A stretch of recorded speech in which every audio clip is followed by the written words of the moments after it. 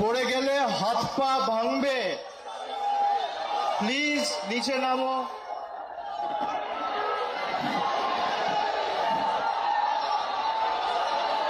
প্রথমেই আজকের এই ঐতিহাসিক সমাবেশকে সফল, সার্থক এবং সাফল্যমণ্ডিত করার জন্য মহামান্য কলকাতা হাইকোর্ট বিচার ব্যবস্থার প্রত্যেককে আমরা আমাদের কৃতজ্ঞতা ধন্যবাদ জানাই। যারা 21শে জুলাইয়ের কর্মসূচি আটকাতে চেয়েছিল, ভারতীয় জনতা পার্টির সরকার 21শে জুলাই হলো, বিজেপি সরকার 21শে জুলাই আটকাতে পারলেন,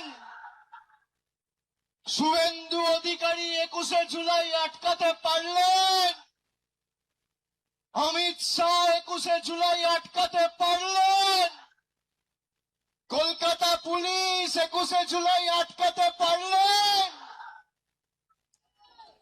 আজকের এই সমাবেশ প্রমাণ করে দিচ্ছে তৃণমূল কংগ্রেসের কর্মীদের কোনো বিকল্প নেই।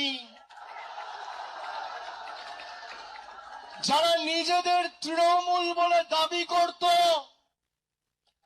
গিয়ে একবার দেখে আসুন মেয়র রোডে যে কটা লোক রয়েছে, গ্রামে জেসিবি দিয়ে মাটি কোপানোর সময়ের থেকে বেশি লোক হয়। ভালো তৃণমূল, তাই না? কর্মী কোথায়? জনতা কোথায়? মমতা বন্দ্যোপাধ্যায় যেখানে, জনতা সেখানে। অনেক বড় কেউকেটা হয়েছেন। এই গাছগুলো দেখছেন, একটা পাতা যদি ঝরে পড়ে যায়, একটা ডাল যদি কেউ কেটে ফেলে দেয়, তার সবুজ আর কেউ ধরে রাখতে পারে না। সেই ডালের মধ্যে, পাতার মধ্যে আর কোনোদিন প্রাণ কেউ সঞ্চার করতে পারে না। তার শক্তি তার শিকড়ে। একইভাবে তৃণমূলের শিকড়ের নাম মমতা বন্দ্যোপাধ্যায়, যার আদর্শ আন্দোলনকে সামনে রেখে হাজার হাজার লক্ষ লক্ষ কর্মীরা আপসহীন লড়াই সংগ্রাম করে দলকে আজকে বটবৃক্ষে পরিণত করেছে। তারা যদি ভাবে যে গদ্দারি বেঈমানি করে দলকে দুর্বল করব, তৃণমূল কংগ্রেস আরো শক্তিশালী হবে। যারা আজকের সভায় এসছেন, আমি কুর্নিশ জানাই প্রত্যেকটা কর্মীকে। যারা বলেছিল তৃণমূল কংগ্রেস শেষ, তৃণমূল কংগ্রেসকে পুড়িয়ে ছাড়খাড় করে দেব, সেই আগুনের স্ফুলিঙ্গ থেকে নতুন অগ্নিশিখার জন্ম হবে এবং তৃণমূল কংগ্রেস আরো শক্তিশালী হবে আগামী দিন। কারোর ক্ষমতা নেই। আর বিজেপি যদি মানুষের রায় জিতে থাকেন, তাহলে এত ভয় কেন? তৃণমূল কংগ্রেসের কর্মীদের মিথ্যা মামলায় জেলে ঢোকানো, নেতাদের উপর যারা মমতা বন্দ্যোপাধ্যায়ের সাথে এখনো আছে, তাদেরকে ভয় দেখানো, তৃণমূল কংগ্রেসকে চমকে ধমকে লাভ নেই। এত মামলা দিয়েছে আমার উপর, একদিকে ইডি, একদিকে সিবিআই, একদিকে ইনকাম ট্যাক্স, একদিকে সিআইডি, একদিকে এসটিএফ। গলা যদি কেটে দেন, আর যেদিনকে দেহত্যাগ করব, মৃতদেহটা শ্মশানে নিয়ে যাওয়ার আগে যদি বুকে কান পেতে শোনেন, তাহলেও সেই দেহ থেকে জয় বাংলার মমতা ব্যানার্জি জিন্দাবাদ।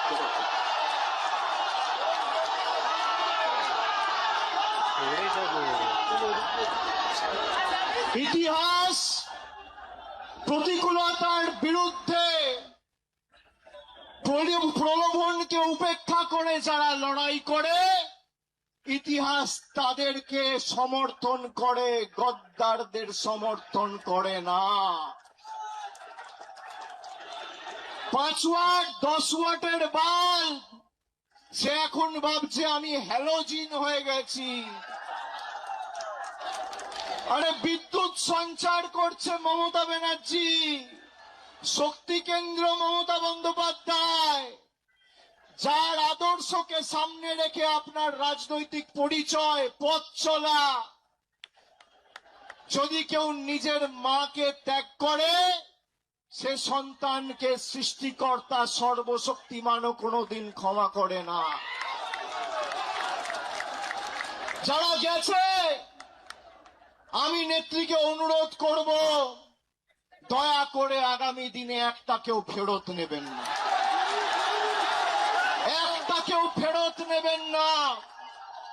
আজকের এই কর্মী সমর্থকদের উৎসাহ উদ্দীপনা, বিজেপির ক্ষমতা হবে ক্যাথিড্রাল রোডে এই মিটিং করার, রাজ্য সরকারের ক্ষমতায়, পুলিশ তোমার, তদন্তকারী সংস্থা তোমার, অর্থ তোমার, কেন্দ্র সরকার তোমার, মানুষ তৃণমূলের সাথে রয়েছে। পুলিশ যাদের অযথা মিথ্যা মামলায় অত্যাচারিত করছে, আমি বলবো ধৈর্য ধরুন, একটা ছোট নোটবুক পকেটে রাখবেন, সব লিখে রাখবেন। এই নোটবুক গুলো এক এক করে আমরা ঠিক টাইম মতো নিয়ে নেব। যারা যে ভাষায় বোঝে তাদের সে ভাষাতেই জবাব দেওয়া হবে। ঘর বাড়ি ভেঙে দিয়ে, পার্টি অফিস গুড়িয়ে দিয়ে ভাবছে তৃণমূলকে উৎখাত করব, দুর্বল করব। আরে ফুটপাতে থাকবো, তোদেরকে হারাবো, বাংলা থেকে উৎখাত করব, কথা দিয়ে গেল। দেখি কত ক্ষমতা, কি করবেন, কি করবে বিজেপি? জেলে রাখবে, মিথ্যা মামলায় ঢোকাবে, ঢোকাও, তাও বশ্যতা স্বীকার করব না। মেরুদণ্ডটা ফর্সের নয়। যারা মমতা ব্যানার্জির ছবিকে পিছনে রেখে আর জোড়া ফুল চিহ্নটাকে সামনে রেখে 2024 নির্বাচনে জিতেছে, তারা বলছে আমরা এখন এনডিএ কে সমর্থন করব। মানুষ ক্ষমা করবে? করবে? আপনাদের মধ্যে অনেকে কাউন্টিং এ ছিলেন, কিভাবে বিজেপি কাউন্টিং এ চুরি করে জিতেছে আপনারা সাক্ষী রয়েছে। যারা রামের নামে ভোট চেয়েছিল, সেই রাম মন্দিরে চুরির দায় এই বিজেপির। রাম মন্দিরে নোট চুরি আর ইভিএম এ ভোট চুরি, এই হচ্ছে বিজেপির প্রকৃত স্বরূপ। আর যারা গা বাঁচাতে, পিঠ বাঁচাতে বালিশ চাটার গ্রুপে যাচ্ছেন, এদেরকে তৃণমূল বলবেন না, বলবেন বালিশ চাটা। খালি বিসি বললেই হবে। বিসি, বিসির অনেক মানে হয়। বালিশ চাটা, আমি আর বেশি কিছু বললাম না। হয় পুলিশের কাছে মামলায় ধৃত, আর না হলে মেরুদণ্ড বিক্রি করে বালিশ চাটা ঋতব্রত। এই দুটো ছাড়া গদ্দারদের উপায় নেই। আমি বক্তব্য দীর্ঘায়িত করব না, খালি আপনাদের বলবো আপনারা শক্ত থাকুন। আমাদের আগামী দিনের লড়াইয়ের ময়দানে আবার দেখা হবে। বিশেষ করে যে সমস্ত তৃণমূল কংগ্রেসের নির্বাচনী সিম্বলে, তৃণমূলের সিম্বলে, জোড়া ফুল সিম্বলে নির্বাচিত হয়ে যারা পিঠ বাঁচাতে নিজেদের মেরুদণ্ড বিক্রি করে ওদিকে গেছে, আমরা প্রত্যেকটা বিধানসভায় গিয়ে মানুষের কাছে ক্ষমা প্রার্থনা করে আসব। আগামী দিন লড়াইয়ের ময়দানে দেখা হবে। আমি তৃণমূল কংগ্রেসের নির্ভীক, সাহসী, সংগ্রামী, দেবতুল্য কর্মীদের আমার অন্তরের শ্রদ্ধা, কৃতজ্ঞতা, প্রণাম এবং কুর্নিশ জানিয়ে আমার বক্তব্য এখানে শেষ করছি। এরপর নেত্রী বলবেন, তার কথা আমরা শুনবো। জোরে বলুন, জয় বাংলা, জয় বাংলা, জয় বাংলা, জয় বাংলা, জয় বাংলা, জয় বাংলা, জয় বাংলা, জয় বাংলা, জয় বাংলা, জয় বাংলা, জয় বাংলা, জয়